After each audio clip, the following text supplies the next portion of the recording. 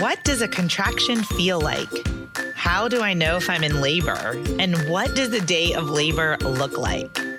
Wait, is this normal?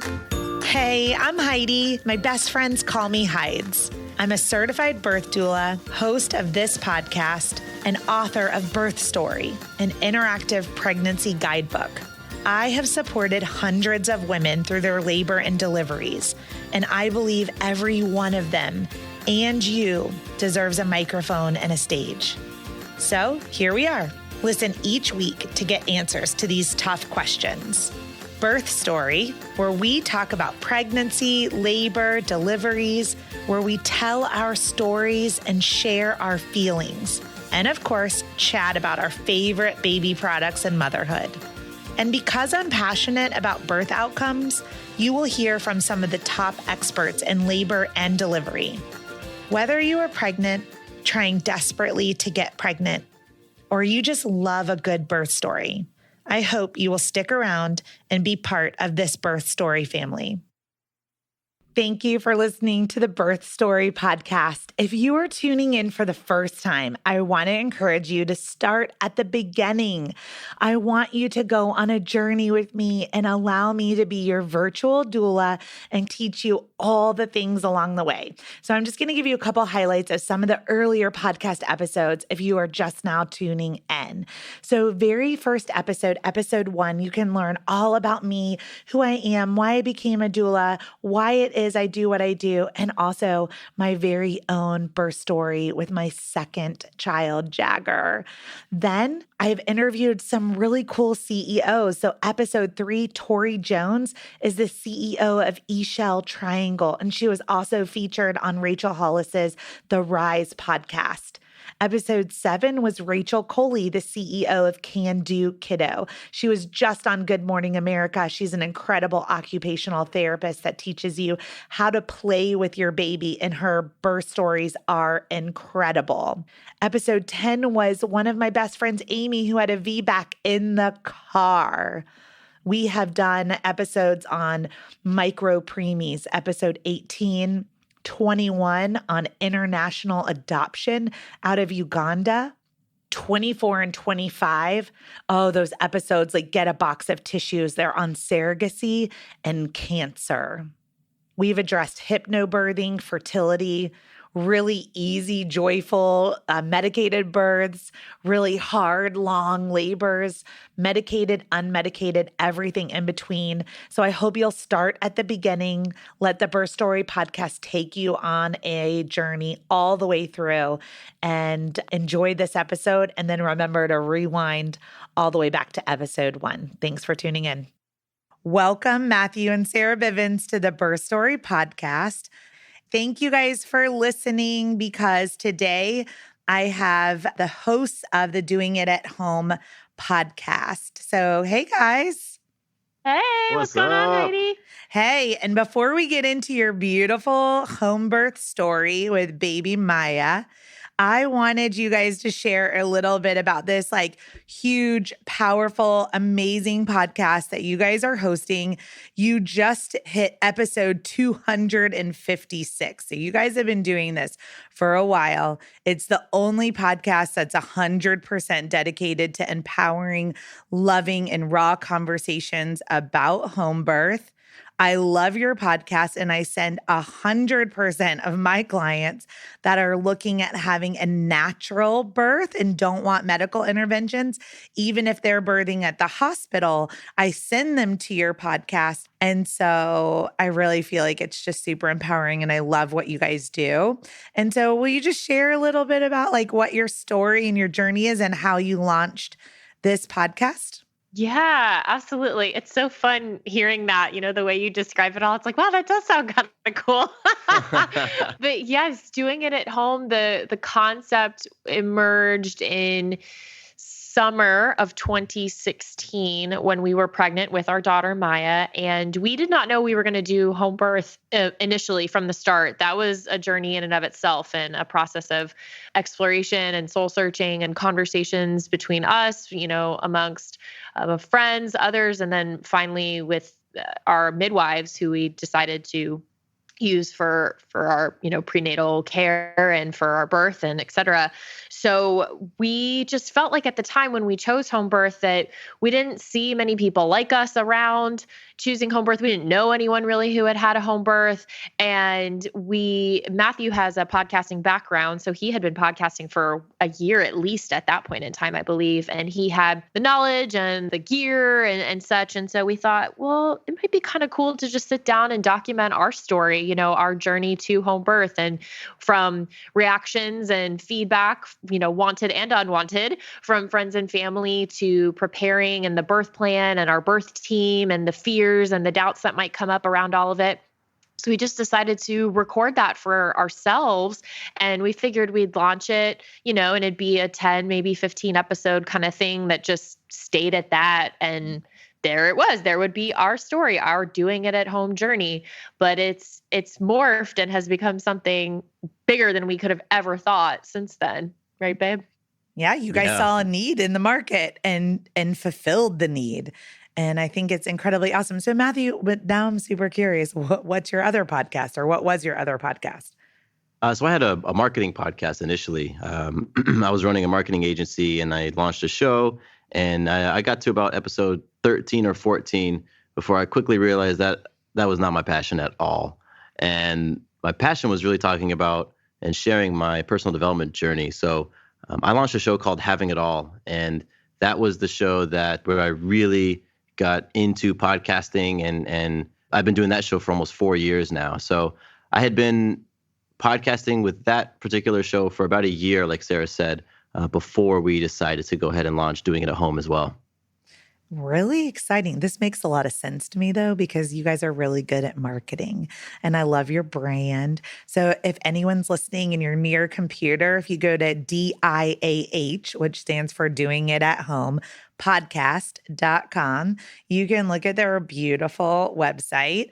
And I just want to call out a couple of things that we should address right up front on your website. And that's, if anyone is curious about home birth, number one, you need to subscribe to DIAH, but also they have a free ebook. So 12 things that made our home birth awesome. And so you can just go to the website, put your name and your email, and you can download their free ebook. And I feel like this is a really good starting point for anyone who's just getting really curious about home birth. And especially if you're curious about natural birth, meaning drug-free birth, even if you're birthing in a hospital, this is just a perfect podcast for everybody. And so I also wanted to say that you guys have some pretty cool gear. So, yes, the swag. Love the swag. The swag is awesome. So there's some birth junkie like sweatshirts and t-shirts and some really cool tanks. And if you're a doula or a midwife, you can like grab a mug. And then there's also like the Have Babies where you make them with a really cool logo. Yes. And I love the one that says like, let's talk home birth. And so they look really cozy and comfortable. And so if anyone just wants some swag, make sure you also hit up Matthew and Sarah's website so that you can order something to support you in your home birth journey. So, well, let's get into it, you guys. Sarah, you just alluded to like this wasn't an obvious path for you from the beginning. So, like, were you trying to get pregnant? Was it a fertility journey? Like, kind of what was that like finding out you were pregnant?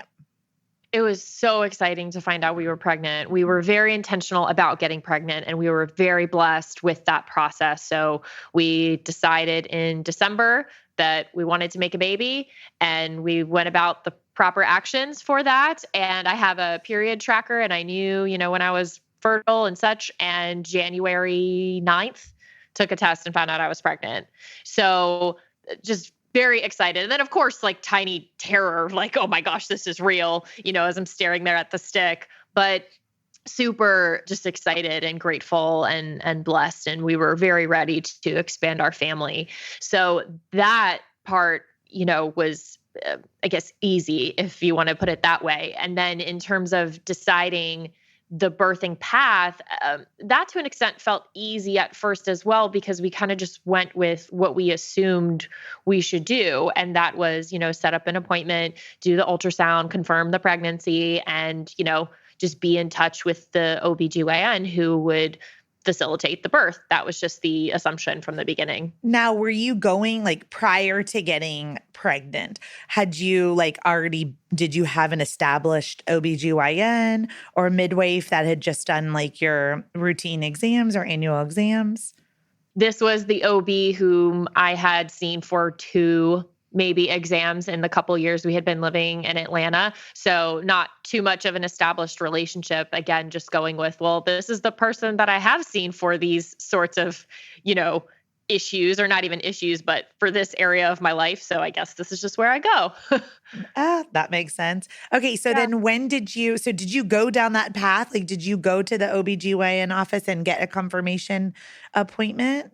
We certainly did. Yes, we went when we were about 9-ish weeks, I want to say, and saw the little peanut there on the screen and got the photos, and we're all excited and got the projected guest date. And that was that. All right. So this is January 9th. You find out. What was your guest date? September. It changed once or twice, actually, but it landed on Labor Day of that year, which that, humor was not lost on us. So beginning of September. All right. So typically, like, what is that, around like the 4th or the 5th is it was, yeah. So like I said, it changed once or twice. It was like, oh, it's going to be the 6th. And then it was, no, it's going to be the 5th. And so we just knew we would have a baby in September. Right. That was just what I went with. So the number one thing we need to tell people is, I love that you said guest date. And this is a term that we like are trying to really push in the birthing community. And it's when you're trained in hypnobirthing or any kind of like hypnobabies classes, or another one, Lamaze, we use this term guest date rather than due date, because we're just taking a guess, because only 5% of babies show up on that day that we circle on the calendar that says this is the day. So tell me about your pregnancy then. Pregnancy was beautiful and amazing, and I loved the experience of being pregnant. I loved how my body changed. I loved just this whole new experience of me. Of course, a couple things here and there, not the most pleasant sensations or experiences. Like I did have a little bit of nausea at the beginning, and kind of towards the end there, my hip was falling asleep on me a little bit.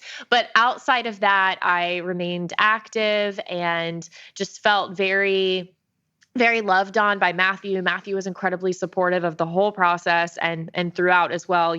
Once we did shift to home birth, which is kind of an aside, even before that, he was at every single appointment. And I just, I loved the feeling of kind of having these superpowers while pregnant. That's a really good way to, and then they just get stronger, right, through the birth, and then stronger like through parenthood. We do have some superpowers, and so does Matthew, and so do all the partners out there too. Well, okay. So now I'm so curious, like you're pregnant, you're feeling pretty good. You've like gone to this confirmation appointment, and then like what happens? What shifts for you? Well, I'm looking at Matthew because you were a part of this too.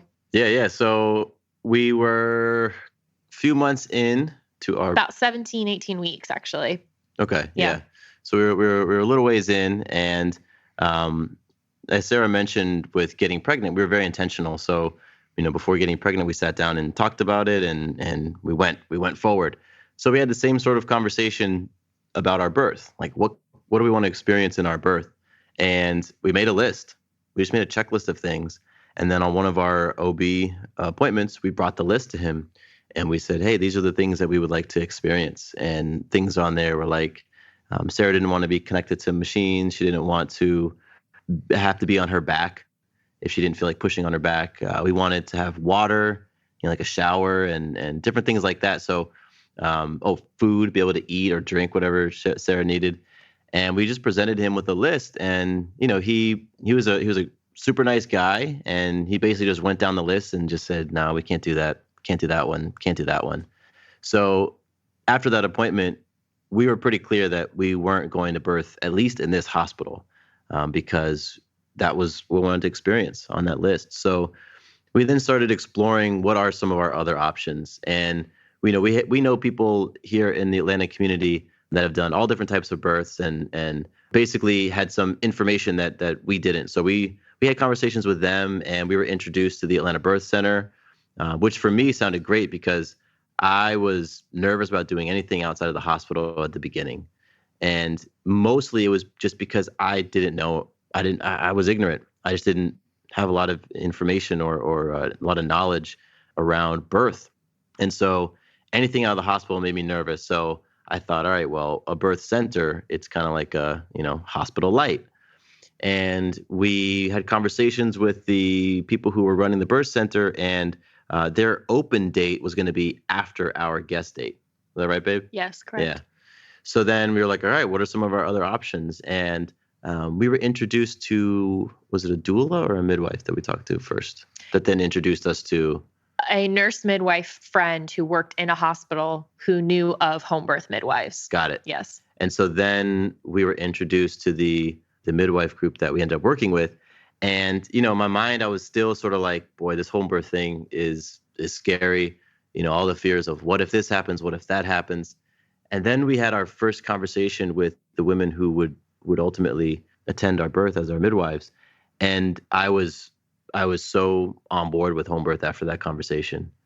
Just everything about it. The whole entire experience was night and day from what we experienced in the hospital, in terms of just the amount of time that we were able to spend with them, just their level of knowledge and expertise, and just seeing how many hundreds and hundreds of babies they had birthed.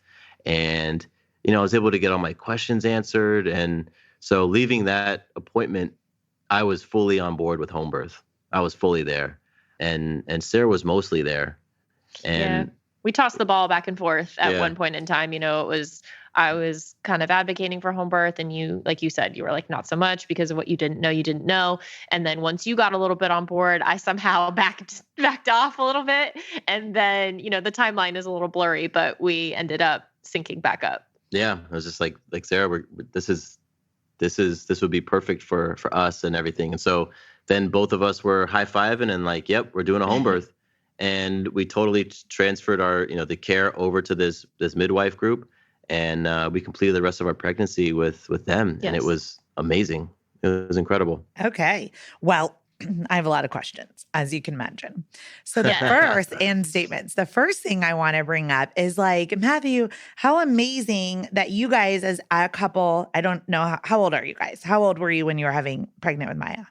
I was 26, 27. I was 30. Okay. So 26, 27, and 30. So relatively young, I would say. Yes. And going into your OB appointment, like aware and educated, and you have a list, and you have like, I need a quiz now on the diahpodcast.com that says like, is home birth right for you? Ask these questions to your OBGYN. So I'm like, I want to know a lot more about that for everyone who's listening. Like, where did you come up with this list? How did you think about getting a list? How did you already know what things would be important to you or what to ask your provider going into that appointment? So, and again, just teachable moments. So anyone who's listening right now and they're 17 or 18 weeks pregnant and they're planning a hospital birth, what are some of the questions that you would suggest that they ask? Yeah, that's great. So it's a combination of so many things, I would say. At that point in our lives as well, we were very much being intentional and questioning and tinkering about everything in our lives. So I think just one thing right there that I learned coming out of the pregnancy and birth experience is the opportunity to mirror and almost have it this little microcosm of your life, that this is a great opportunity to assert yourself, be bold, make choices that are empowering, and that crosses over into other things of your life, whether that's your relationships, your job, your health. So I really took the pregnancy and birth process as a tool, as an opportunity, for my life, and how it could jumpstart me then into motherhood, because I knew then that was a whole other ball of wax. So just kind of broadening the view, I think, of yes, this is birth and pregnancy, but it also speaks to beyond, in your life and how you're showing up. So that was the energy I believe we were carrying into the birth experience. And so the in terms of specifics of what I wanted to experience, some of those ideas were planted in my brain after watching this really great DVD series called Happy Healthy Child. And I can send you, links and stuff to that, but it was a multi-part, series, and it really just highlighted and portrayed birth in ways that I had never seen before, ranging from natural to, interventions, but it was just really holding birth in this high, beautiful, powerful space that I really had no context for before that. And so in seeing the example of others, I was able to kind of, as if it were from a menu or a buffet, kind of pick what I liked. And from that felt like to me, and what resonated with me was not having any medical intervention if not necessary.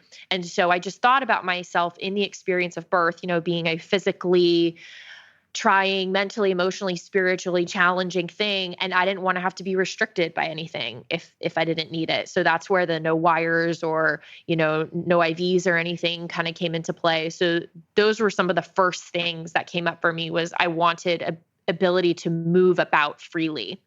And so that's where sort of that came up. And then, from there, it was just other little things like the water element. I'm very much someone who likes to go to water if I don't feel well or things like that. So I knew water would be a helpful agent for me in the experience. And, in terms of, what you said of the maturity, that we brought to the table, that was recognized in our OB.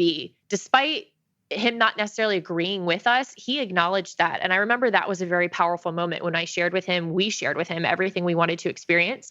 And we even threw out the term home birth before we knew that's what we were doing.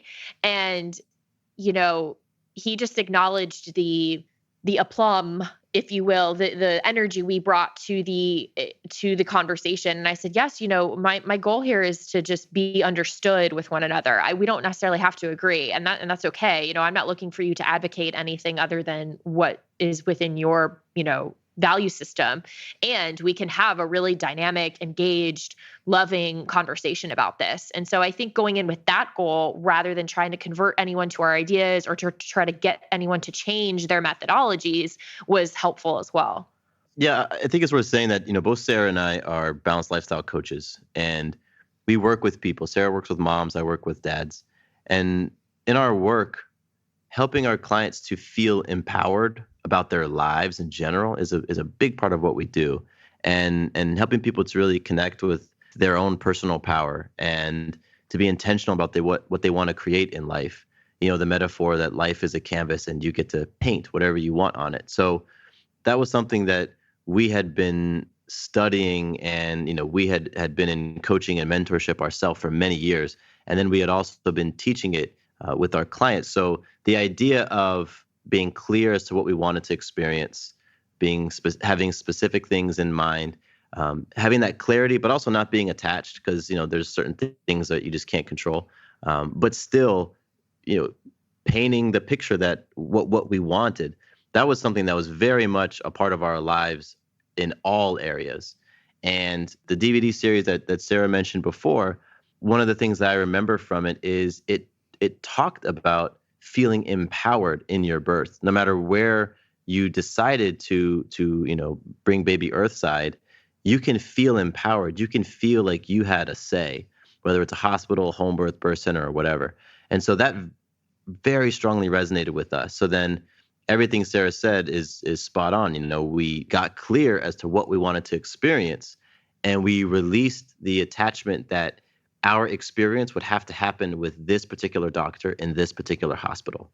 We knew, just based on our lifestyles, how healthy we were, that we were very low risk. And so that really opened up options for us. And we were clear. And that really served us well in the entire process. I think that was so beautifully said by both of you guys. And I hope that people are listening that are pregnant right now, that they're at least being curious about home birth or birth center, or if they're birthing in a hospital, that you just inspired them to really make like a life shift in their mind of, like you said, Sarah, and being bold and asserting themselves and kind of creating a foundation of the type of parent that you're going to be. So I just think that was just so beautiful. You could write a book on that right there. If you haven't already, I don't know. Well, another question I had before we get into the birth story is when you were meeting with the midwives and transferring care, and this is going to probably be particular to where you live, but was the hospital open to just transferring your records? Do they transfer them to the home birth midwives, or do they transfer your records to you and then you give them to the home birth midwives? And then I also, that was part one of the question, is kind of how that communication happens between where you were at and then where you decided to be. And then cost and payment. Like, did you have insurance, and is this something that was in network, if I can say that term, in network or out of network, or covered or not covered? I was wondering if you could just share a little bit about, I know that probably didn't play a role in your decision, but for other people that are out there, kind of just what that looked like. Yes. And those are great questions and things to look at, when you're making this choice. For the transferring of care, I remember it being pretty effortless in the sense that, we established what we needed with our midwives. And then the couple of things, which wasn't a lot, but the couple of things, as far as medical information or medical history to be transferred, I just simply asked that they be released and gave them my midwife's point of contact information. And then it was sent to them after like 1 or 2 reminders. So that then, that was pretty much taken care of. And one thing I'll mention about our midwifery care that we also liked is they worked with a backup OB in a hospital. And that would have been our plan B or C, essentially, if we did need a transfer. And we saw him at one point during our pregnancy for the anatomy scan. So we had rapport and established kind of connection with him in the event that we would ever have to see him, for the birthing experience. So that was something I also liked about our midwives, is that they had that relationship. And so they were in on the process as well. And then as far as payment, we did have insurance, not really great insurance, but we did. And comparison side by side of had we gone with the hospital birth and then what we paid out of pocket, so not covered by any insurance, our midwifery and our home birth was significantly less expensive than our hospital birth would have been. And that would have been a hospital birth with 0 interventions of any kind. And if there was so much as, a dab of that added on, it would have just been 10,000+ easily. And our midwifery care and home birth experience from prenatal, the birth, and postpartum visits was $3,500. Wow. Mm-hmm. All just paid in cash, and we were happy to do it. That is, I'm just thinking about like what my fees are as a doula. And I'm like, wow, so that's really inexpensive, super affordable. I just had some moms that just had some inductions, and I'm not kidding you, and their medical bills were over $80,000. Wow. I'm like, how? Yeah. So, $3,500. That's amazing. Okay. I hope that that's like another empowering thing. If that was on someone's mind, the cost, I just wanted to get that off the table. Like, take it away. It's less expensive for sure to birth at home than it is to birth at a hospital. Okay. So now you have had this podcast. You've had 256 episodes. You've birthed at home. And I want to dive into the birth story of Maya, but I just want, if there was a couple of key things that you think are just so different about birthing at home from your own experience and what you've learned from all of the people that you've interviewed, like what would you say to my audience about home birth? Oh gosh. Okay. So the biggest differences, and this is of course us collecting and living vicariously through others who have had hospital birth experiences. But what I gather, and you can chime in, Matthew, too, what you think. I mean, the biggest just being the physical environment itself and the impact that has, whether that's the fluorescent lighting or the beeping and the monitoring or the people coming in and out that you may not know, and or more people than just the sheer roster of people that you do have more control of when it's in your home. And I would say that the next biggest piece that I hear of from moms is just that ability to move around freely. Whereas, some didn't really have that option, whether it was because of meds they had been given or things they are attached to or liability, this and that. But that biggest thing being that women could move around and birth in different positions that they wanted to, that could actually facilitate, the labor and birthing process. So that's what comes to my mind. What do you think, Matthew? Would you add anything? Biggest differences? No, I would just reemphasize that first one. I mean, comfort is such a huge part of smooth birth, how comfortable mom feels. And at home, you can control that environment. And so, we'll talk about it with our story, but we did a lot of things to really make our environment as comfortable as possible. And so that just stands out as the biggest difference. You get a chance to create the most comfortable, peaceful, tranquil environment that you want when you do it at home. And that was a game changer for us and for a lot of the parents that we've interviewed on the podcast.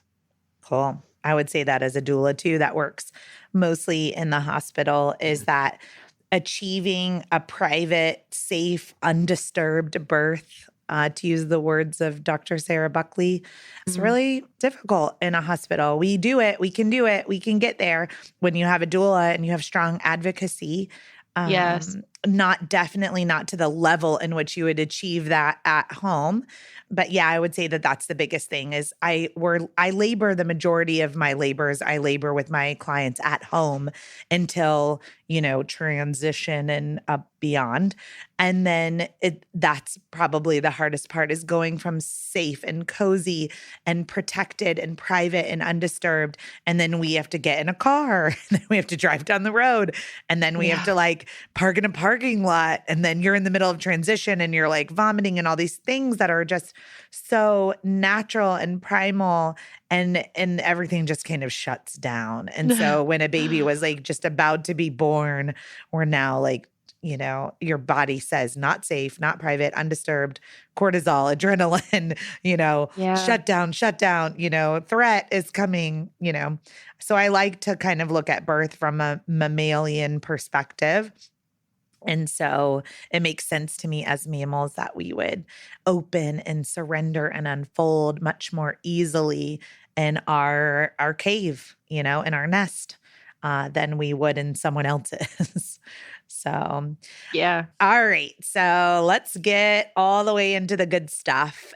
For those listening, the number one question I get is okay, how did you know that you were in labor? What did the beginning of the labor feel like? How did you experience it? And so just kind of tell me about that last week, the last couple of days leading up to your labor, how you're feeling, and then how you knew you were in labor. Great. So guest date, as we said earlier, was either the 5th or 6th of September. And then Maya was born on the 11th. So we were just about 41 weeks. And let's see, in that week leading up, I think we had midwifery appointments more frequently, more back-to-back, I think weekly by that point. And I think last one that we left, my midwife was throwing out there, not to create any sort of alarm or pressure, but, if after the next week I come back to my appointment and I'm still pregnant, maybe we want to look at some natural induction. And, I kind of had that in the back of my mind, but I was like, I don't know if I want to do that. Just be stimulating my nipples all day and drinking castor oil. That doesn't sound fun. So that was kind of looming a little bit. And we went and saw our chiropractor, which chiropractic care, as a side note, was a really great benefit to the pregnancy experience. And we now all go as a family, and chiropractor was helping with a little bit of trigger points and things like that, are said to help that process along. And I remember the last week just being in this, it's that in between stage as we've kind of recognized it now. Like the veil is very thin and, you're getting the calls and texts and you're wondering if every last thing you do is going to be the last time you do it by yourself, without a human inside of you or without, it being a family of 3. So is this the last shower? Is this the last time I'm going to go to sleep and there isn't a baby here?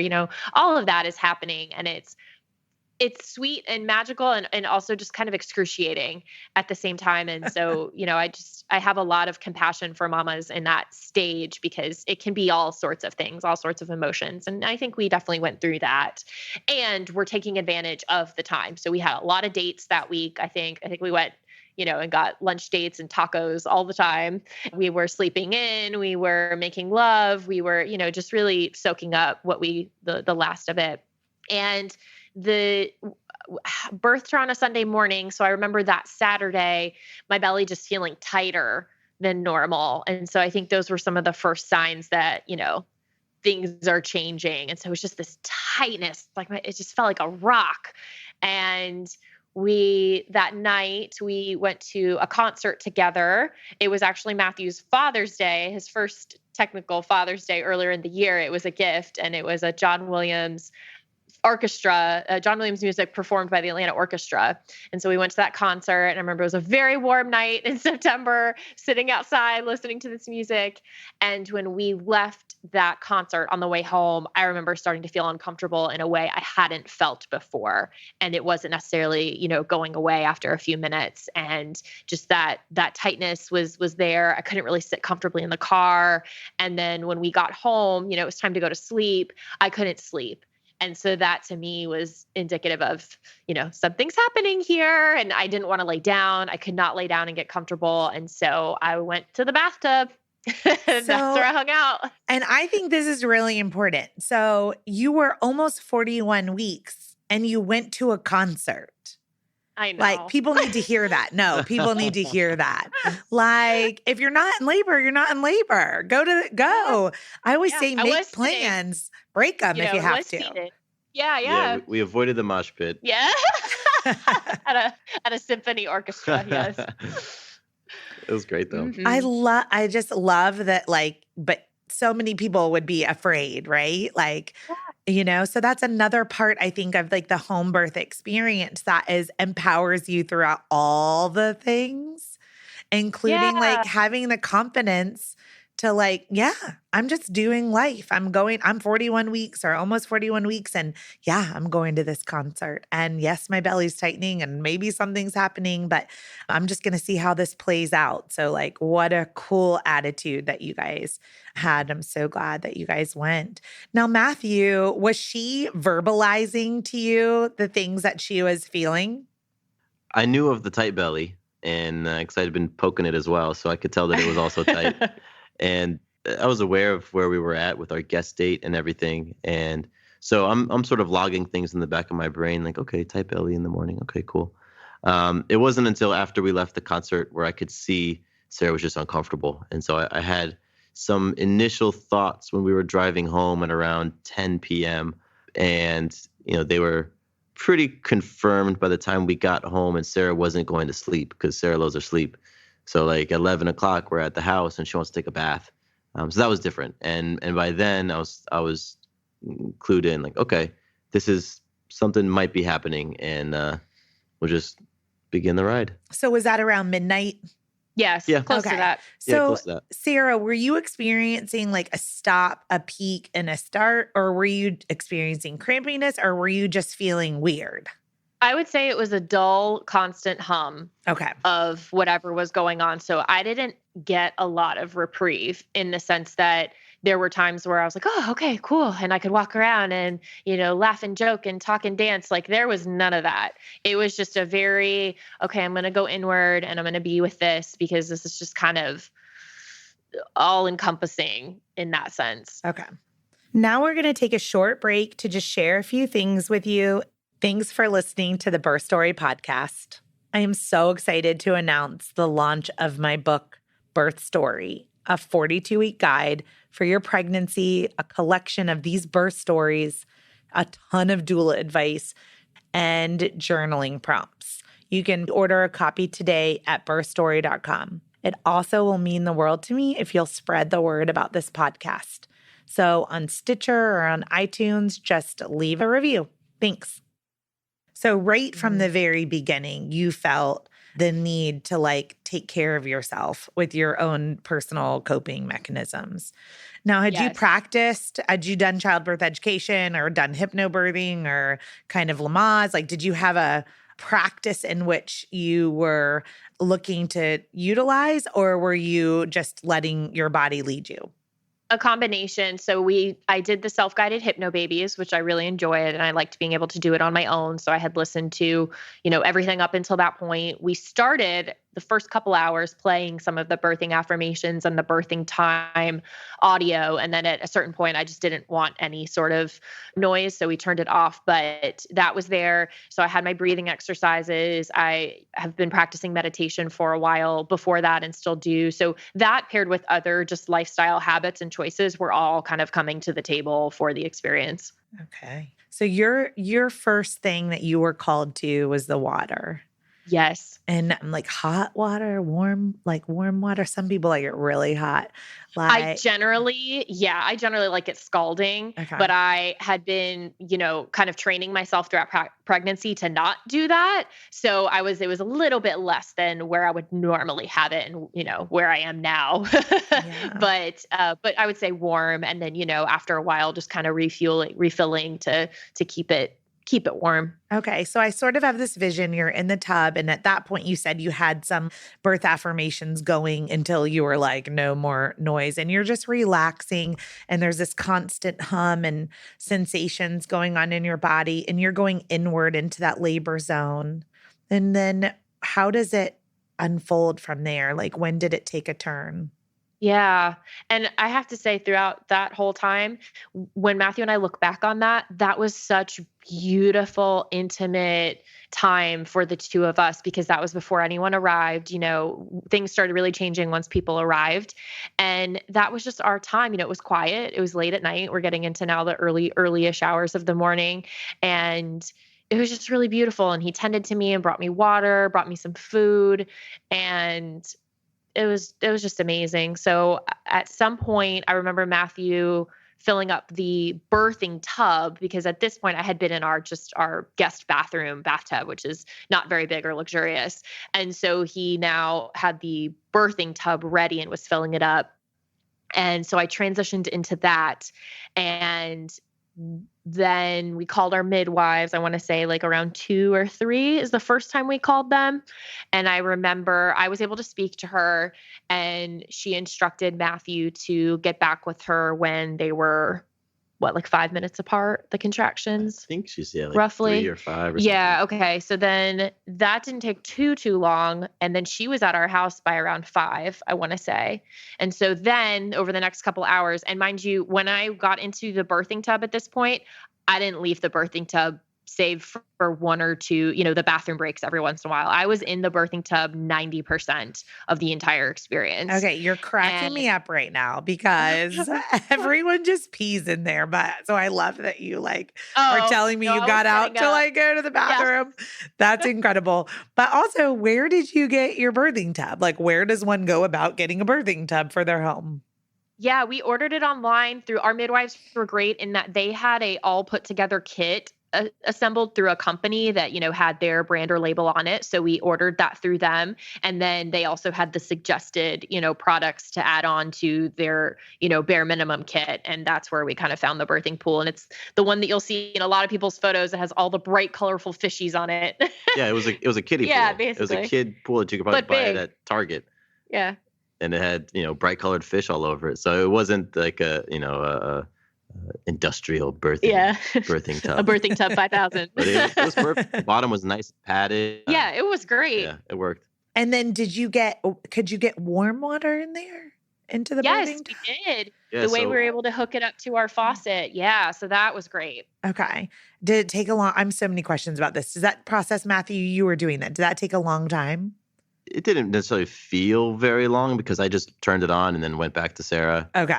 And I probably set, like 10, 15-minute timers on my phone and just checked it until it was at an appropriate level. But because we started early, it didn't feel like it took long. If Sarah was saying like, yo, get me in this birthing tub, and it was not yet filled, it probably would have felt like it took a long time. And we've heard stories from families where, Yeah. they started at the very last moment, they Couldn't get start it. blowing it up and filling it up. But I was prepared. Like that thing had been blown up for days, and it was ready to rock and roll. So I don't remember it feeling like it took a long time. Good job. Well, I also love that, like, Sarah, you were like all the things that Matthew is doing to make your experience intimate, like bringing you things to drink and eat and like holding you like in those early hours and just being there with you. So many partners are just don't know what to do. So I think just hearing some of those tips and tools are really helpful of the ways in which your partner can support you. And so So, the being able to support Sarah through her pressure waves as the time, was rolling on, that was something that I think it started well before the first contractions hit. That was just what I was very intentional of doing when we got pregnant, just being there for her. Because again, I sort of had this thing in my mind that if Sarah's comfortable, it's just going to flow. So what can I be doing to make Sarah feel comfortable? So if it's running to grab water, if it's, massage, if it's getting certain music or turning off certain music, if it's, turning on a diffuser or turning off a diffuser, whatever it was, I just felt one of my primary jobs was just to make you feel as comfortable as possible. And I truly believe that, Sarah in her element, feeling tended to and feeling comfortable, that was just going to create all the best circumstances for baby Maya to flow out as, effortless, quote unquote, as possible. So that's really what I saw my role being. swoon, Matthew. Swoon. A million women just fell in love with you hearing Yeah, well, I you think say this. I mean, because I really, I'll appreciate tell you, that. I've labored with hundreds of people and it's just not that intuitive for other partners. So to hear you say it is just so beautiful. And I really feel like if anyone's listening and their partners are struggling, just hit rewind and have your partner listen to just those couple of minutes. Yeah, because the reality is I will not know at all what you're experiencing. Like I have no idea what it feels like to go through that pregnancy, to feel your belly getting tight, and then add on top of that any thoughts or fears that you have about the moment when you realize labor's begun and you realize, oh my gosh, this baby is going to come out of me. I don't know what that's like, and so I felt that the very least I could do was just help you be comfortable through all of that. And there are definitely moments that I didn't know what to do. I didn't know what do you need or anything like that. And so I just tried to be there. And, Sarah and I are great at communicating what we want. And I trusted that Sarah would ask for what she wanted. And then if I sent something, I would ask her, hey, is there anything I can do for you? And, that was a muscle that I definitely, repped over the years and strengthened over the years, because it wasn't always super intuitive for me in relationships to be tuned in like that. And so I am grateful that I did work on that, because when it came time for baby Maya to come, it was a little bit more second nature for me. And I really do believe it had a tremendous impact on our birth.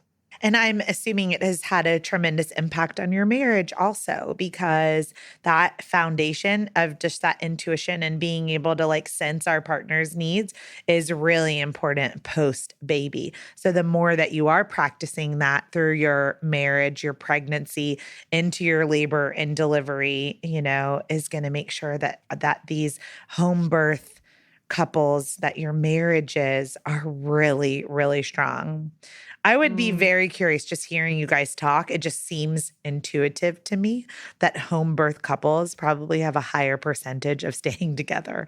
I don't know if that's founded in any data or not, but it just That's sort interesting. of, Yeah. a study to be done for another day. So, well, Sarah, back to you. So you're in the tub, and then in hearing your story, as a doula that works in a hospital, this is unfolding very quickly. And so I venture to say it's unfolding very quickly because You don't have stress and adrenaline. Like you're private, you're safe, you're loved, you're comforted.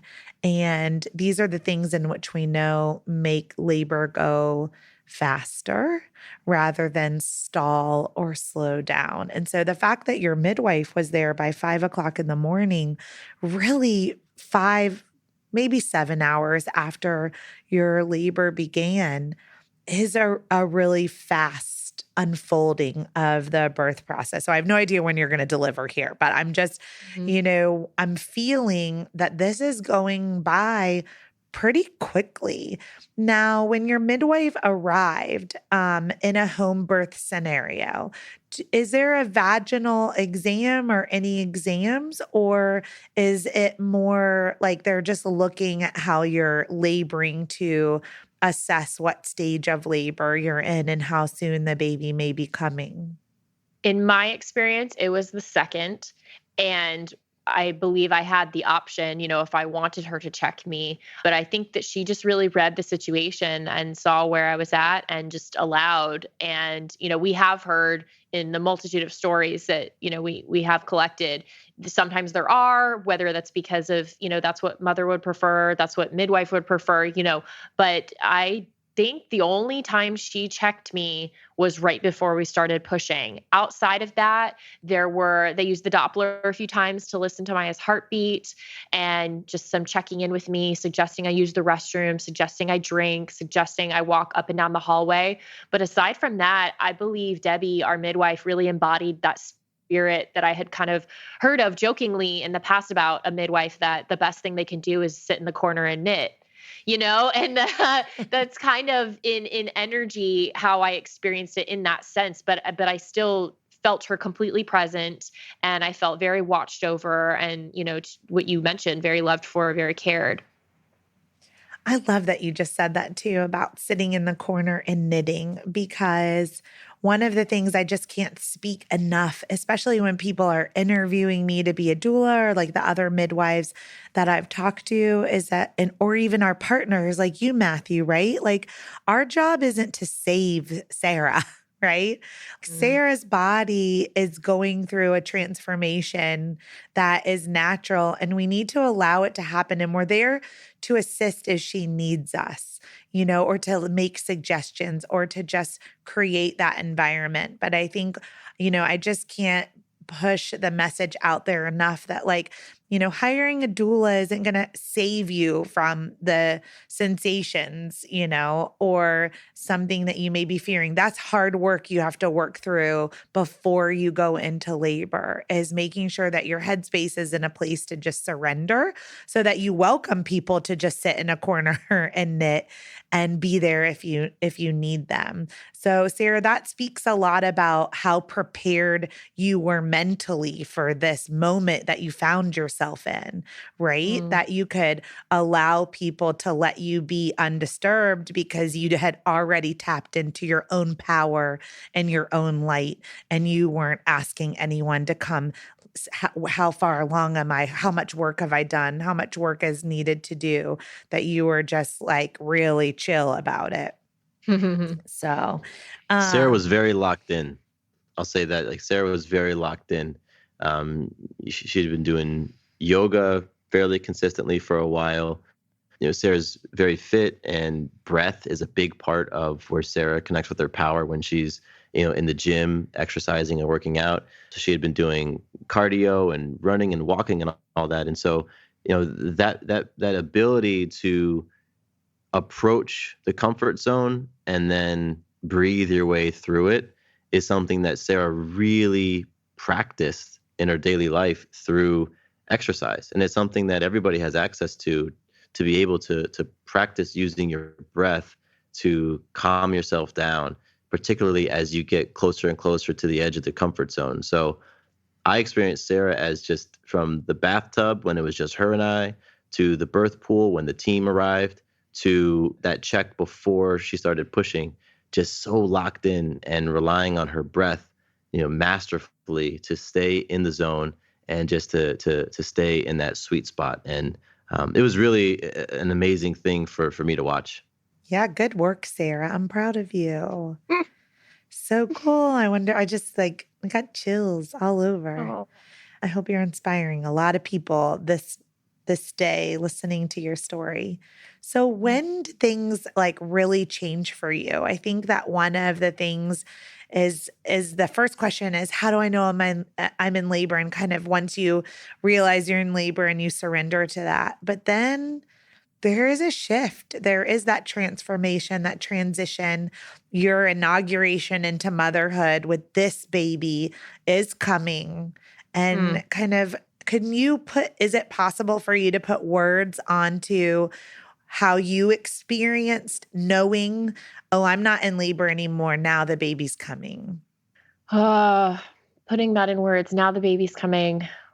I think at that point, after being so like limbs out, surrender, so to speak, that sort of energy for so long, once I knew that baby's arrival was imminent, that's when I felt like I could really take the reins of the process and of the experience. And so I felt myself very active in bringing her forth. And so I looked at it as kind of, okay, you've been riding the waves this, up until this point. Now let's do this. And so I kind of felt rub some dirt in it, dust myself off, grit type kind of feeling as it relates to, baby's going to come.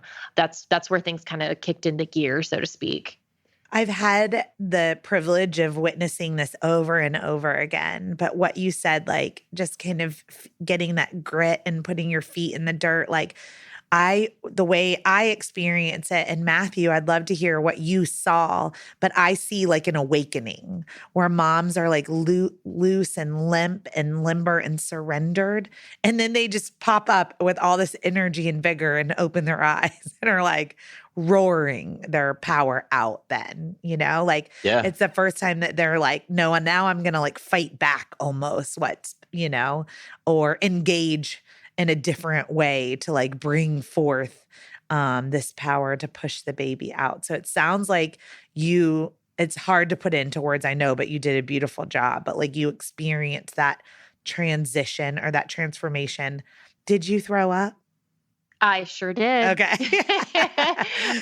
Yep.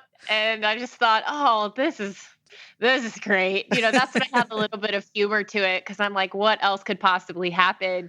And I hadn't eaten. We're at Sunday morning. I hadn't eaten since Saturday, like 7 or 8. Yeah, earlier it's Saturday. And so it was really just like bile. And it was, and Maya's elbow was kind of digging into my back. And so it was all just happening at once. And I just thought, oh. Yeah, I remember you locked in. So Debbie said, let's check where you're at, did a check, and then you were fully dilated. Yes. So then she said to me. Yeah. So then she was like, okay, well, why don't we move you to the birth stool? Yep. And then that's where, you got up, we all helped you up, you moved over to the birth stool. And then, I actually sat behind you on the yoga ball. Yes. And so I got to experience Sarah's power, not necessarily by seeing it, but by feeling it. Because I was behind Sarah and I had my arms, sort of around her upper body on her shoulders, bracing. So she would push forward as she was pushing and I would pull back. And I mean, you were just straight up she-hulking. And I remember my arms being so tired, like my biceps were on fire as I was, countering Sarah's pushes. And I will never forget that because I was like, dang, you are tapping into some just primal strength, which was amazing. Mm-hmm. And it's so cool. Like whenever I have moms that say they want to have a natural birth, I'm just like, yes, it is just, to allow your body to show you what you're capable of and to just surrender.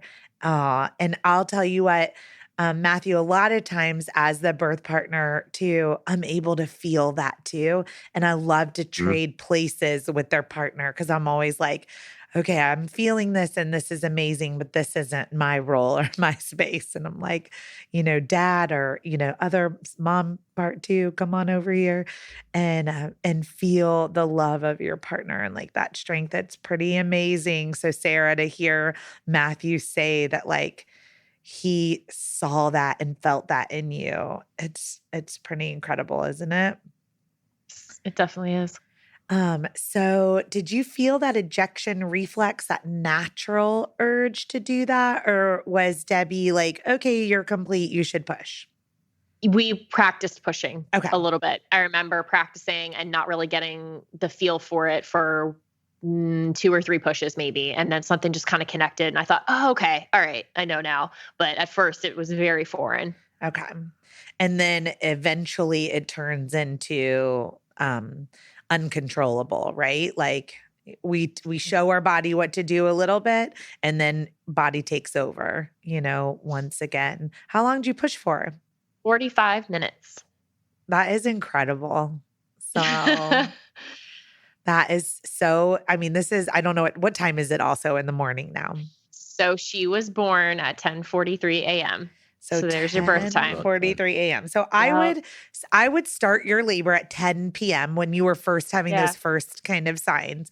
So 12 hours. That's about 50%. So I had all hospital births last year. First time moms, my average length of labor was 22 and a half hours. Pretty interesting, isn't it? Yeah, it is. I would love to know the statistics of another person if they have, N equals 50, what the home birth trajectory is for that timeline. Pretty cool. So for me, it feels like so fast. For Debbie, she might be like, yeah, that's about right for home birth. I don't remember what she said, if she said anything. I remember her sharing that 45 minutes is for pushing. That was certainly on the Quick faster side. And that, the birthing experience itself was, about where they're at, maybe a little bit faster. So maybe on that kind of percentile. So everybody, if you want to have a quick, fast, amazing labor, do it at home. Did you have any tearing or anything that needed to be repaired? I did. So I tore a little bit, and I was also experiencing a little bit of bleeding, a little bit of hemorrhaging. Okay. So, which my midwife, so just to paint the scene for a second too, we had 8 people in our team in our tiny bedroom plus the 3 of us. So 11 souls total in that little room, 1 midwife and 2 apprentices, and then 5, mix of family and close friends who all served roles. And once Maya came out, my midwife, very quickly realized I was bleeding more than average. And so and there's videos, so I can watch it back because my memory is a little blurry of it. I was very fixated on what, had just experienced and Maya being on my chest. But I just heard her say very calmly, yet super deliberately, okay, everyone needs to move. We need to get Sarah to the bed. And that's what they did. I was still holding Maya. Matthew's behind me. They shuffled me to the bed and laid me down, shot me with some Pitocin in my thigh, and that was the end of it. Now, that's my experience of it because, like I said, I'm in the haze of just birthing a baby. It was a little bit different for Matthew. Yeah, so for me, Maya comes out and I see the faces of the people who are looking, down to watch Maya being born because I'm behind Sarah. So Sarah and I aren't seeing this. So I see all the faces and we hear like the eruption of, oh my gosh. And, Maya comes out and then they bring Maya up and Sarah and I look at Maya and I start crying. And then Sarah stands up and they move her to the bed. And that's when Debbie said, okay, everybody needs to get out of the way when you get Sarah on the bed. And so when Sarah takes her first couple of steps, blood just hits the floor. Okay. And it was deep, dark blood. And so, I saw that and I sort of went into that, I wouldn't say emergency mode, but I went into that protector mode. So they laid Sarah down on the bed and Maya was on her chest. And then I just sort of leaned over Sarah's body and straddled her body. I put my arm on the other side of her and just was there with Sarah and Maya. And, I intentionally tried to block Sarah's line of view so that she couldn't see what they were doing down there. In the event something was legitimately, there was an emergency. So, and I just was, speaking sweetly to Sarah and Maya, and the 3 of us had our moment. And, in the back of my mind, I know that there's something going on. And, again, it was just getting into that mode of, okay, there's something going on. So my job right now is just to keep everybody calm and reassure Sarah that everything's okay. And for us to just look at Maya for the first time.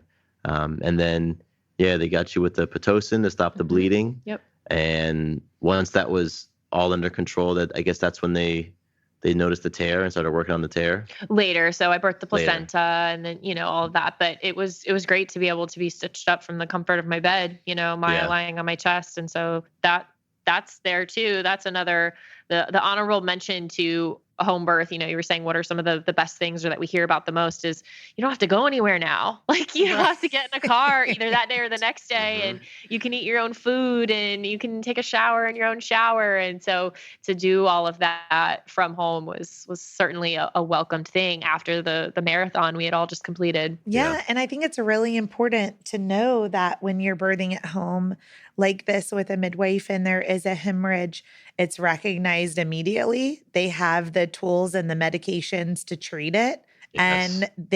And tools also being their hands, like doing uterine massage to try to get the uterus to contract and slow the bleeding. I'm sure we call it mashed potatoes, but I'm sure they were like pushing on your stomach to try to get that uterus to contract. And so what could have been wasn't, because you were safe and you were protected and you were surrounded by trained professionals that have the tools to be able to take care of you. So I just think there's a lot of misconceptions out there about home birth. And so it's really important to know that, how trained, how rigorous the certifications and the trainings are to become a midwife, and then the tools that they are able to carry, including medications in their bag. So yeah, I want to speak on that real quick because I had no idea the amount of equipment that they brought with them until they showed up at our house. And I always tell it this way, like if you've ever seen the movie The Matrix, there's a scene at the very end where Neo and Trinity walk into this office building and they go through the metal detectors and they're each carrying these black duffel bags. That's how I experienced our midwife and her apprentices come through the door. They rolled in there. Each of them had like one or two big black duffel bags. And my eyes are big, like, yo, what is all that? And they put it down on the floor and open the bags up and start assembling all the gear. And it was incredible. They had so much stuff with them. And, that had me feeling, I was already, of course, fully on board with home birth, really comfortable. But when I saw all the stuff that they had brought, I was like, wow, okay, this is different level. And that was something that I didn't know they had so many things like that until the day of the birth. So, for any families out there who are considering home birth and wondering like, how prepared are these folks? Like they are very prepared to handle so many different things. And yeah, it was really great. It was a cool thing to see them come through the door. And then right afterwards, Sarah, you were talking about like that now you're just at home. So did you do anything special with your placenta? We had it encapsulated. Okay. So I was taking the capsules for those first few weeks postpartum, and I found it very helpful. Oh, excellent. And then did someone encapsulate it in your home, or did they take your placenta and then bring it back to you? She took it. So one of the apprentices was skilled in that. And so she took it and brought the capsules back for me. And apparently I had a very large placenta. She was very impressed with how many capsules it created. Oh, yeah. So yay me. They made a hat and they made some gloves. And and she also had, so my mother wasn't present for the birth. My mother lives in Florida. And so she took part of the cord and made it into this beautiful little heart shape. And so I was able to give that to my mother as a, sweet little memento since she wasn't present for the birth. Oh, that's so sweet. Mm-hmm. And then had you named Maya before she was born? We did. Yes. We had agreed on Maya. We knew she was a girl. That was something we very much, we wanted, and we have established that next go around we will wait and we will have it be a surprise.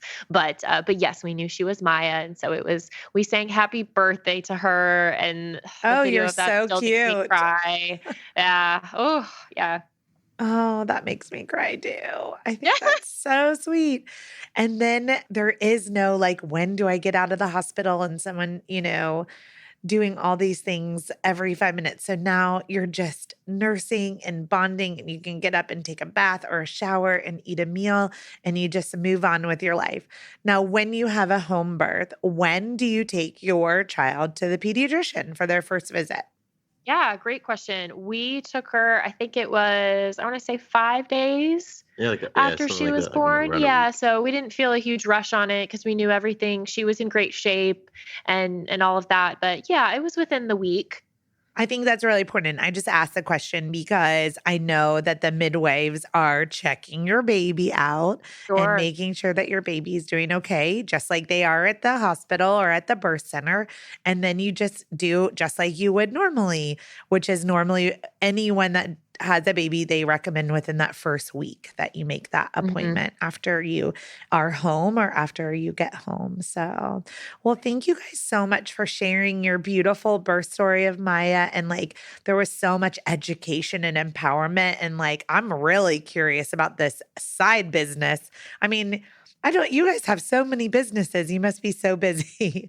But this balance coaching. So tell us about, I mentioned a little bit of how to get a hold of you on your website. But before we close, I want to know all the things. Like, tell us about the DIAH podcast, but also about your coaching business if anyone's feeling called to reach out to you. And then like Instagram, Facebook, like what are the best ways that you want to connect with the audience that's listening today? Yeah, that's great, and thank you for that. So, doing it at home, we have many buckets. We have lots of things that we're working on together. We're this podcasting and coaching little empire over here, and we love it. So, doing it at home, is going to continue rolling with sharing empowering birth stories and resources, and you can catch us every week there. We are completing a book for doing it at home, so we'll be putting that out this year, which we're very excited about. And all of the ways to connect with us, mainly the website diahpodcast.com, and we're active on social. DIAH podcast is Instagram. And with ourselves personally, we have our own podcasts and then our own coaching as well. And so I'll speak for myself. I work with mothers at any stage in the process, even from preconception to empty nest, on really balancing that experience of motherhood with that of being a turned on woman. And that is being turned on in all senses of the word, with your life, with your relationships, with, your purpose, your identity, because those are some things that can get kind of knocked around a little bit in the experience of motherhood. So that's really what I focus on in my solo podcast, which is called Balance and Motherhood, which had to come naturally a year after launching Doing It at Home, because there's all these other things to share. So that's that. And then, I do the coaching one-on-one with women, and you can learn more about that on my website, sarahbivens.com, or connect with me on Instagram, Sarah M. Bivens. And so where Sarah works with the moms, I work with the dads. And so I do my balanced lifestyle coaching with fathers with young families. And the men that I work with are really looking to increase their confidence, increase their sense of purpose, and just their overall power in life in general. And, fatherhood is just one of those areas that we get tested in all those different areas. So I work with fathers and do one-on-one coaching with them. And it truly is amazing. I really believe that when fathers are showing up as kings and they're able to be that rock for their family, then everything is uplifted. Mom or partner feels supported, kids feel supported, communities are uplifted, and all that. So it's really an honor to do the work that I do, and it's been fantastic. So that's my coaching work, and then I do have my podcast, Having It All, and again, just like Sarah's podcast and Doing It at Home, it's available on all different platforms. That show's been rocking and rolling for a while. We're going to enter year 4 next month in March of 2020. That'll be 4 years of doing that show. And what's cool about that one is it's for everybody. It's for men, women, and it's just all about upping your personal power and creating your own abundant, loving life. And so my podcast and my coaching and all that stuff, the information can be found on my website, which is matthewbivens.com. You guys are so cool. You're so incredible. I'm like, yes, I want to be a turned on woman and I want to be Yeah. married to a king. And so if anybody else is out there feeling the same way, I really hope that they're going to connect with you guys. One last thing before you go is, what is your favorite baby product? I'm going to go with the carriers. We had two options, a soft one, a wrap, that was boba. And then we had a firmer, buckled up one from Infantino. And it was just great to have little babe attached to one of us at any given point in time. I love it. Well, I'm going to link to those products in the show notes, and then I'm going to link to all of the things so that, Yes. if anyone's driving right now and they're like, I have to know these people, just go to my show notes and I'll link to everything. So thank you for listening to episode 43, and we'll see you next week.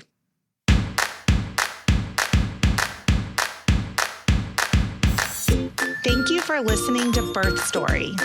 My goal is you will walk away from each episode with a clear picture of how labor and delivery might go, and that you will feel empowered by the end of your pregnancy to speak up, plan, and prepare